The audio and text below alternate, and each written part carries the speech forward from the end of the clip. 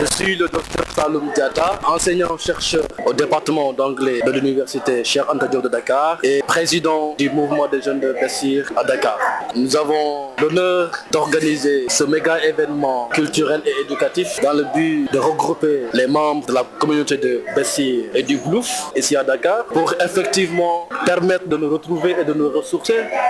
Parce que nous nous sommes dit, pour que nous soyons acteurs de développement de nos localités, il y a d'abord un palier important qu'il faut donc mettre sur place, c'est un cadre de retrouvailles et de connaissance de nous-mêmes. Sans cette connaissance de nous-mêmes, nous ne pourrons pas aller loin. Et ce qui explique cet aspect culturel, d'abord les plats Diola, qui vraiment montrent notre origine, là où nous venons et qui nous sommes. Et après, il y aura donc une présentation théâtrale de la troupe des jeunes de Bessir ici à Dakar, qui va aussi lancer des messages qui auront trait à la culture, à la solidarité et au développement local. Culture aussi à travers le folklore, tel que la danse des masques, le kumpo, Agomel, Enyas. Toute cette plateforme pour vraiment mettre en place un cadre commun ensemble et aussi avoir des repères. Parce que nous vivons dans un contexte de crise en termes de repères éminents de la mondialisation avec l'influence de la culture occidentale. Nos jeunes ont tendance vraiment à dévier du point de vue des références culturelles. À l'instar de cela, il y a un cachet économique.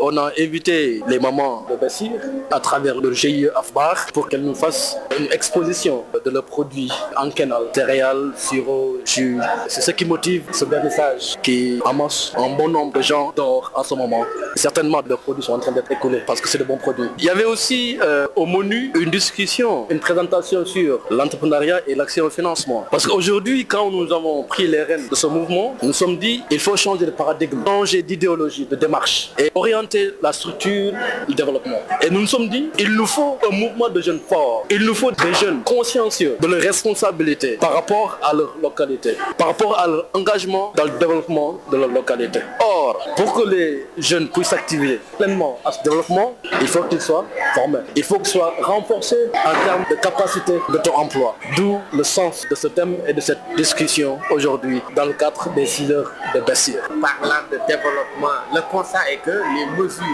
viennent de nos hommes politiques et que la réalité, les intellectuels, le champ politique. Est-ce qu'aujourd'hui, vous ne pensez pas que cette situation désolante que nous constatons, les véritables responsables, ce sont nos intellectuels? C'est une question extrêmement importante, mais aussi complexe. Si je prends mon exemple aujourd'hui, je suis un enseignant-chercheur à l'université, mais j'ai pris conscience que mon rôle, par rapport à mon expérience, par rapport à mon vécu, à mon cursus scolaire, que mon rôle ne se limite pas simplement à l'université, dans les 4 murs de l'amphithéâtre. Ma place était aussi dans ma société et que j'avais le devoir à m'impliquer dans la société et à impacter positivement cette société-là. Maintenant, est-ce que je dois passer par la politique de parti pour le faire? Et c'est ça la grande question. Et je pense que c'est une opportunité pour nous intellectuels de passer par la politique de parti pour pouvoir arriver à nos fins, c'est-à-dire contribuer au renouvellement de la société. Parce que nous avons le savoir. Et ce savoir-là peut être mis au profit de la société. Et je pense que ceux qui dirigent les partis politiques n'ont pas plus de savoir que les intellectuels. Je peux dire même que les intellectuels sont beaucoup plus disposés par rapport à ce savoir-là. Le constat, c'est qu'aujourd'hui, quand on parle par exemple de l'Assemblée nationale, oui, parce qu'on est dans quelques mois au renouvellement, beaucoup disent que c'est le plus nul. Vous, en tant qu'intellectuel, quand vous entendez parler de ça, aujourd'hui, vous ne pensez pas que vous êtes responsable? Absolument. Absolument. En quelque partie, oui. Mais c'est aussi la situation politique sénégale qui fait que des intellectuels fuient le champ politique.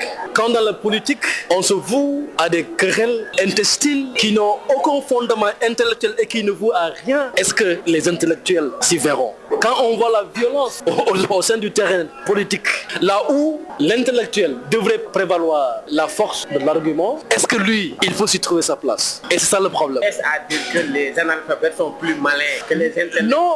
Pour leur faire sortir de ce champ-là, tout en excluant.